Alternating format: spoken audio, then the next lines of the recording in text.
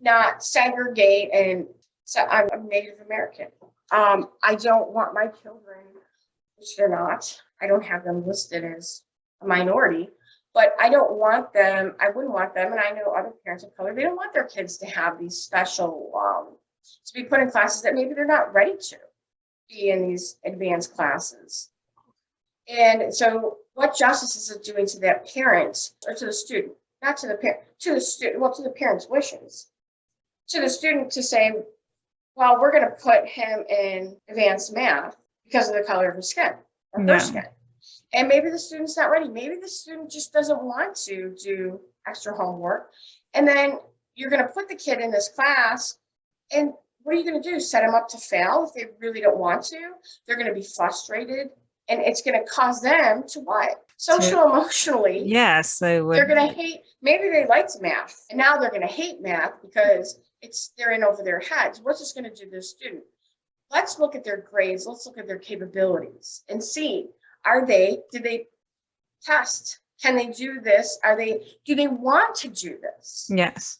Right. And involve the parent, not just there was another video, which we'll have to put on the website too, is from Impact, Florida. Mm-hmm. And it's all about putting students in math. It was from 5th grade to 6th grade, based on race, accelerated math. That's a problem. That is.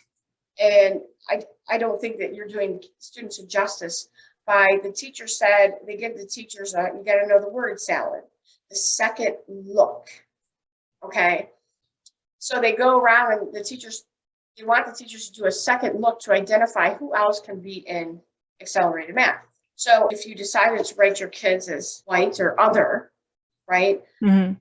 that doesn't matter, because the teacher's not going to go around the room and look and see, oh, well, this one's Latino or this one's African American. So I'm going to help the numbers by putting them into the math, not talk to the student, not talk to the parent, or they spend time telling the parent or the student why they need to be in this program.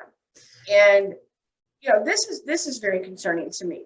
I wouldn't want my child put into a program, and most parents don't want this. I mean, you don't hear this because they're white. We're putting them into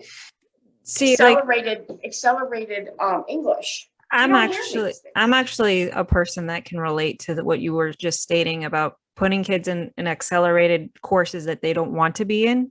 See, growing up when I went to school, my dad put me in all accelerated classes, and I didn't want that. I barely passed because I felt like I was inadequate. All the other students were like way over my head. And I was like, what am I doing here? Like, I don't want to do this. And so like, I can see where that can be a problem, like, why aren't we looking at what students or the way they learn or what they want to learn, rather than just, oh, you're a certain race, so we're going to just throw you in here and see if you float. Like, how does that do? Right. I mean, so you get it. I mean, you can relate, but that was your dad. Yes. Right. Yes. But that's not the right way to do it. He didn't see, like, I feel bad talking about my dad. I love him. I know he did his best, but he never asked me what I wanted to do, so I can relate. And I think that's a good thing. I think a lot of people can relate to this, right? Where some kids, my question is, are we not giving some kids the opportunity to go into these classes and do tests because we're changing the numbers around? Yes. Based on race is my question. And I don't like the grade curves we have. No. I would like to see if my son, he didn't do his work and he got a minimum, I think it was 50 or 59, minimum grade was, how do you get this grade? You didn't do anything. You got half the point, half right, but you didn't do anything. Yeah. He goes, oh, I know. He goes, it's just the minimum grade. I said, what do you mean minimum grade? That's when I found out. I said, no, you failed it. You didn't do it. And then they'll take down the grade. One of my children had a substitute for the math class, and then the math teacher came in the next day and said, well, because everybody was good for the substitute, you can drop your lowest grade. I understand that there's pressures on the teachers to get these scores, and I get that. I do. And it's not that there's a rule against doing this, mm-hmm.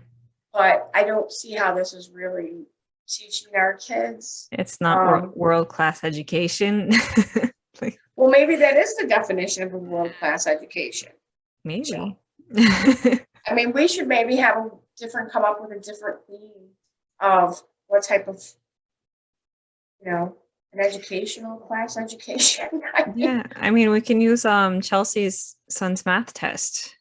Did you understand the rest of the questions? Yes or no? You get 95 points.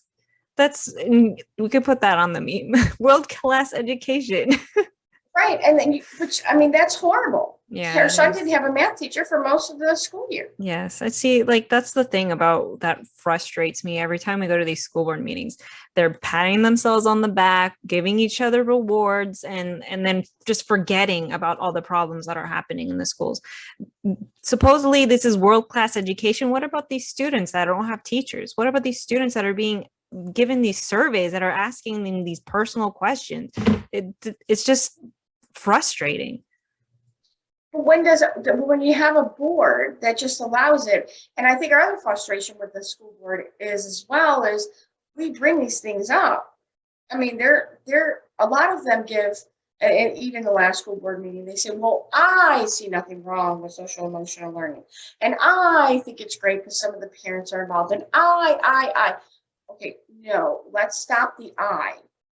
Because we, the people, us, when we take the time to tell you, and you have a lot of people emailing saying this is wrong, and we've done the research, because we know the school board members do not do the research. If you can't look at the terms and conditions in a $3.5 million contract, and I'm the one that brings this up, but a year later, I'm going to draw red flags. It doesn't mean they're not accountable. They are accountable for what they pass and approve.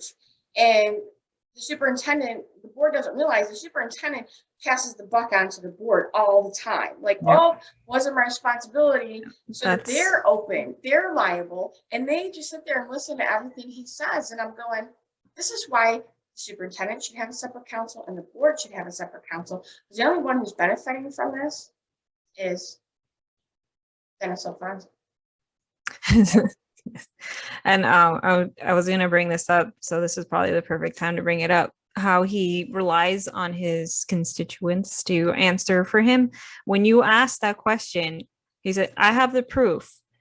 Rebuttal me right now and I'll give me some time back. He said nothing, and he waited a couple of minutes before he answered because he doesn't know how to answer himself. He needs his cronies.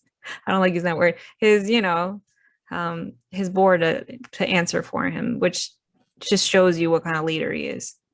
Well, he leads by intimidation, right? Yeah. And if you look at, Megan Harding, I think that she was more conservative led. She did listen to us quite a bit, and she would not always go along, right? But she would hear and be receptive. And I noticed that she got a good donation from Wilton Simpson in her campaign accounts. And it just seems like she just completely ignored the conservatives now and went straight over to supporting social emotional learning and all these special interest progressive type groups. And I'm just kind of like, all right, maybe I'm seeing this wrong, but I'm still looking at the campaign donations. And I don't feel that one person from one party should be controlling, especially if you're supposed to be conservative-led party, such progressive ideologies in our public school system. So I think more people need to pay attention, follow the money, and see where it's going, see who's funding who, kind of like lift up Pasco organization. Pretty much they were just started because the district cut off public comments on their social media pages. So they came up with a political organization of former administrators through the school to push for more taxes to pay the teachers, even though they've had money to pay the teachers all along. Or they could have just posted this and had interaction on the district web page with the taxpayers, people, right? And they don't want that because they have to control everything. So now they have looked up Pasco that censors comments, blocks, decides what they're not going to answer, not answer. And so they can control, as Brigad has said in previous text messages with Kurt Browning, control the message. And Ray Gadd also in previous messages referred to Browning as a king. Oh, really? I didn't know that. Yes. There's a text message which he refers to Browning as a king, and only the king can pardon people. Oh, wow. So this is what we're dealing with. And Colleen, our board member, did not want public comments or public the meeting streamed, live stream, because she didn't want to be critiqued on air by people. Wow. They don't want transparency, and No. it's true. But I think that the more we can get people involved and tell the district, I put these contracts on the webpage. Hillsborough County Schools does it. Their Equity Advisory Council via Zooms, you could actually go on their website and get the historic Zooms from the people that were on the Equity Advisory Council. Oh, okay. And we don't have any of that. They have a lot of their contracts and agreements on their website. Hillsborough has their own set of problems, but I like that these things are available to the public. Yes. And I think that, I'm hopeful when we get new board members in, that we can start getting these contracts on the website. Yes. And when these things go up at the school board meeting, we should be able to review the whole contracts, not just that one little page with everything crammed in that little paragraph. And if you're not paying attention, please pay attention, because if you'll notice, we've been over a year, and I have yet to see anything conservative in our district. Yeah. And their defense is everything comes from the state. That's their they'll say from the state, or there's liberal fingers in everything. That was my favorite quote. From your favorite board member? Yes. And and also look who's endorsing certain board members, right? Yeah. So look who endorsed Ms. Armstrong. Yes. Her husband didn't make so much. What did he say about us? At her campaign kickoff? That one of us was being investigated for terrorism. Yep. That was Ms. Armstrong. And I've been a conservative all my life. And just do your due diligence and see who's supporting her. 2022 election is huge. We really need to pay attention. And if we can't get people in, and I'm just saying, a year ago, I did not know all of this was going on. I knew little bits, but not this much. But now that I work with groups at a national level too, and partner with other parents in our state, I realize how crucial 2022 is to public education, especially with this COVID money, this ESSER money out there. It's billions of dollars, and these districts are spending it just like ours are. They just did the last school board meeting. So if we can't start to put a dent in this, I really believe that we're done with public education. Yeah. I don't think that it's salvageable. There's a lot of people that think that it's not salvageable now. Yeah. And I'm kind of like, well, we can do a little ditch last effort to, I talked to somebody that ran for school board in Pennsylvania, and he said he lost the race, but he said that they did get one conservative person on there. Well, that's good. And he said that was huge. He said, so we do have a voice with one, and they're asking questions, and there'll be another election. I think theirs comes up next year too, but we're not going to win this all in 2022. No. But we need to start getting the people's voice back in here, not career politicians, not people who want to give their own opinion like the board members constantly do. Well, I feel social emotional learning is great. Well, I think it's wonderful. Well, no, we the people have told you it's not good, and we don't want it. Remember our TNCP workshop, Michelle? Oh, yes. You mean the one that we had to just sit there and listen to them say that they are not good at communicating? But remember, they were supposed to get a workshop. Do you remember? I think it was the only time we got them to say no to Browning, wasn't it? Yes. Oh, yeah, that's what happened. They said that they were going to get one done. And then I think they needed to clean up I think personally they were trying to clean up their act. And then they changed the whole name of the group. Then they're no longer the Equity Advisory Council. They turned into the community outreach or community engagement. They changed the name. They deleted. they deleted the application off the internet, so you can't see it anymore. And like then waited 6 months later to actually do the workshop. So if that's not suspicious, then I don't know what is. Well, wasn't it disappointing that the board still allowed money from this contract, to give them money after they were promised a workshop? Yeah, they approved it first and then got the workshop after. But he was laughing in our faces. It's horrible. And this is why it's important that we have a board that is not just rubber stamping everything the superintendent wants. I know Brian announced that he's leaving. Yes, and that comes to the other thing I want to talk about. How Megan's going around telling everybody that school board members have no power over the superintendent. I don't understand that. I'm going to ask her to speak with me on an interview, and I'm going to ask her that. I'm like, what do you mean? Why do I have to vote for anybody then if the superintendent is the end all be all? What do you do? Correct. So how do we stop them? What can she do?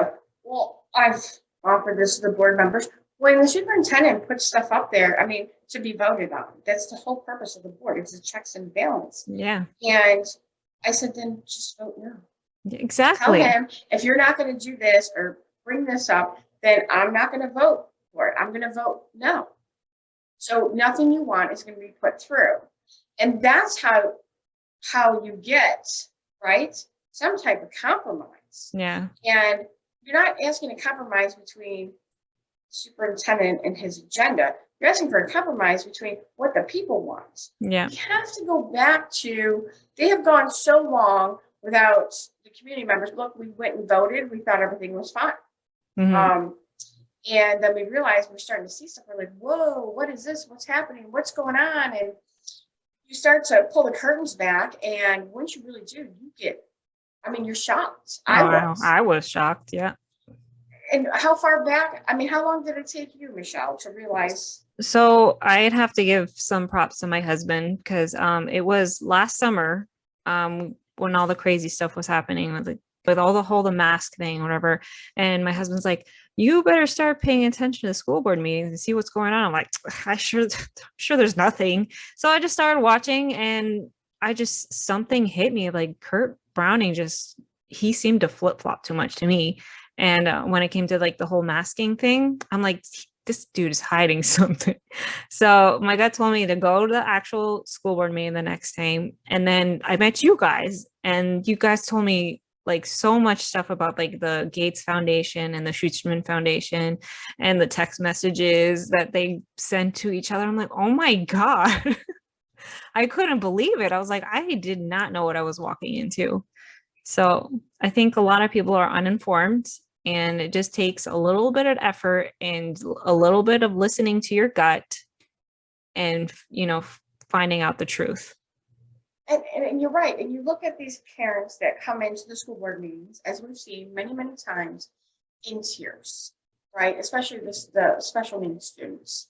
We've seen those parents come in. I've seen some stuff that it's the circle of insanity. They've emailed, they've called, they've done everything. They take time out of their day and work to go sit in a 2 or 3 hour meeting to advocate for their kids, to get help for their child or children. And they're just ignored. They will go up there in tears and they're completely ignored. Nobody cares. Yeah. I know Ms. Harding has reached out to people a few times. Yeah, she's the only one. Yeah. But yet I don't, Ms. Armstrong, I've never seen her do it. Altman, I don't know if it's me or Chelsea that's crazy he referenced in his one.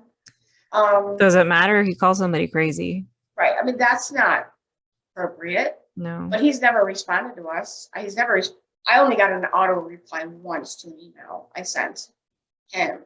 I haven't heard of anybody else ever getting a response from Altman. He's leaving. And Ms. Armstrong just, she's in receipt of the email. That's it. Yep. Or she might give some little tiny responses. And another thing, Miss Armstrong did was send Ray Gadd, which I have the emails from Ray Gadd from a little window in December. And people would be absolutely disgusted to see what goes on in these emails and who from the district and what happens. It is just, it'll make your blood boil.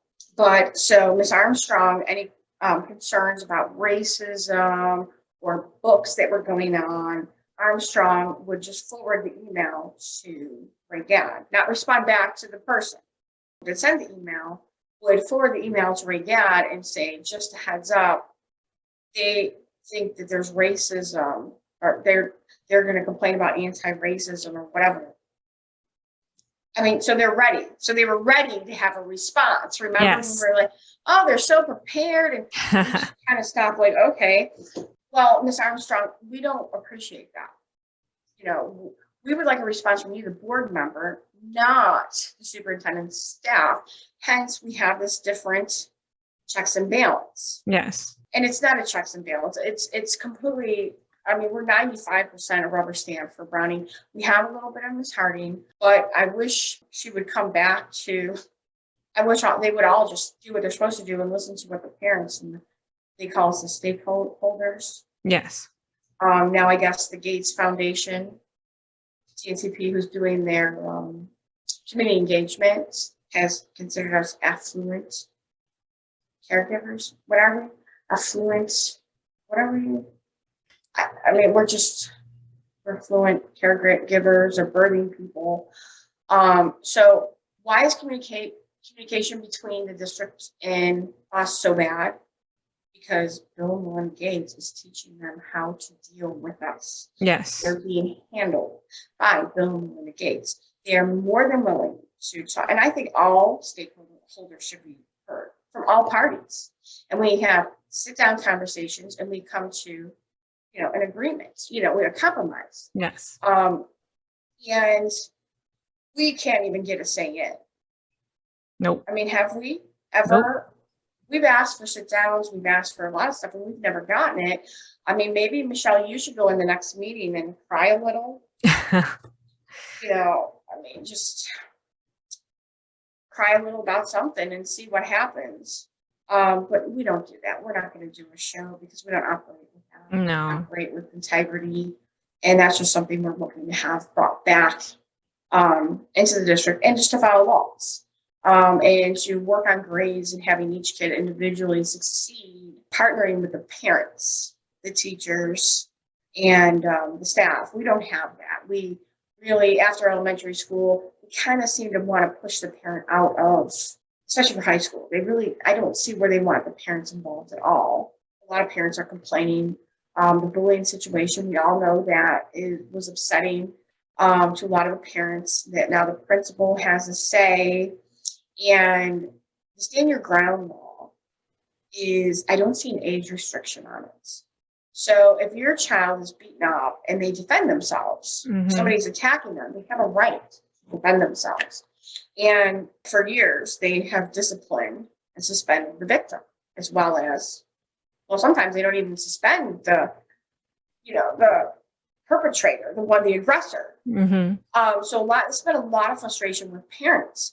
And I don't see where in the stand your ground law that there's an age, like it only applies to kids 8 or up, or you have to be 18. We really need to pay attention to these policies to make sure that they do align with Florida statute, which their bylaws say that they're supposed to. So that's another thing to look into. And I think we're going to have a whole different plan of attack for next school year, because we know we know a lot more, not everything, but just to safeguard and have accountability with our district. And hopefully our new commissioner, Manny Diaz, will work with the parents, in the district to have a partnership to help. We need our special needs kids need a lot of help. They're not getting support. And time after time after time, meeting after meeting, we even had that group came in. They offered, it was an outside group. They offered the help and the assistance. And we have the money. But the district just decided not to. Wow. I mean, I was very upset over that. I mean, I was very choked up after after seeing, we've seen the parents upset, and here's a resource with a bunch of people that came and speaking, we had former teachers from the district, 20-something plus years, came in to offer assistance, and they did nothing. I don't know that anybody reached out to them. What program was it? I have their card. I'll have to find out. They were former, two of the people were former, they worked for the district dealing with the special needs kids. And I asked, I said, well, why wouldn't they take this? These parents are coming in upset. These students need help, and we see it. I mean, we've seen it. And somebody had told me, I think it was from that group, they don't want an outside organization coming in because they want to control everything. What? Yes. And that's what the person said. Now let's look at what's going on. I believe what they said to be true. That's already happening. Right, TNTP is an outside organization. All the organizations they've included are outside. I don't understand.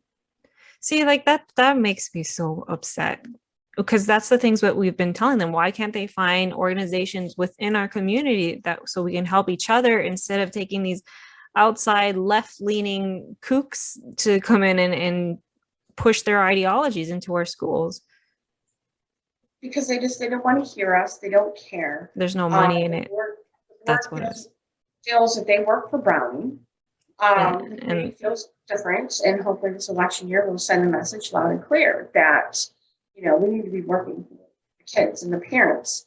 I don't know. I mean, to keep going to the board meetings and seeing the special needs parents and the condition that they're in, and them pulling the kids out, and some just there's no place for their kid to go because the charter schools are filled, special needs schools are full because of our growing here. They have nowhere to send their kids, and there's no resources for them. I mean, again, this is where we get involved with our county commissioners, right? To make sure what is going on. Mm-hmm. If we don't have the resources, we shouldn't be building these big apartment complexes or these big. Why are we doing this when we can't take care of our own? We don't have fire rescue service in certain parts of town because we need to pay attention as a community. Yes. And the only way to fix this is we have midterms. And again, I'm just going to reiterate, I'm not telling people how to vote. Mm-hmm. I'm asking you to do your due diligence, research, reach out to the candidates running, talk to them. Every one of them has been willing to talk to me. I don't think people understand the importance of actually doing the research and how it affects you. Like, I don't know if you've noticed, and if it's related to, but like I see car washes being built like every few miles. I'm like, why? that is because of the commissioners, right? They allow they're allowing this to happen. They don't, I think somebody posted on Facebook page about Ron Oakley saying, they're a bunch of chickens. Yeah, I saw that. And Catherine Starkey, I don't understand how that woman got reelected. It's just, I can't put my head around how that happened, but it did. Yeah. She is another one that thinks she's a king. And she could do whatever she wants, very special interest. Under less than 1% of the population pays attention to what's going on and holds true accountability, shows up to commissioner meetings and actively participates. This isn't a 40-hour-week job. It's just actively staying in touch with those and stuff that's going on. If we could get that number up just to 5%, do you know the impact that would have nationwide? Yeah. And luckily, we have other groups, right? We work with that show us different things that are going on, that dig into different things, which I love. And they put it out there for you to read and draw your own conclusions. Nobody's telling people how to vote or who to vote for. We're just asking that people be informed and pay attention. Don't sit back and complain, oh, there's all this building, I'm sick of it, and not do anything. Going to the ballot and voting because you think they're a Democrat, they're not going to do this stuff, or they're Republican, they're not going to do this stuff. No, don't look at what's R or D in front of their name. I'll tell you what, I'd probably vote for a Democrat that was more honest about their viewpoint than the Republican that's going to lie to everybody's face, like many have. The Republican and the only, what that's called. We have a lot of those. And that's what we need to go back to, is the accountability. And the only way to have that, really, for both parties, independents, Republicans and Democrats, it doesn't matter, is accountability and people staying in contact. And if they're not hearing from us, right, because we really let them go a while without accountability.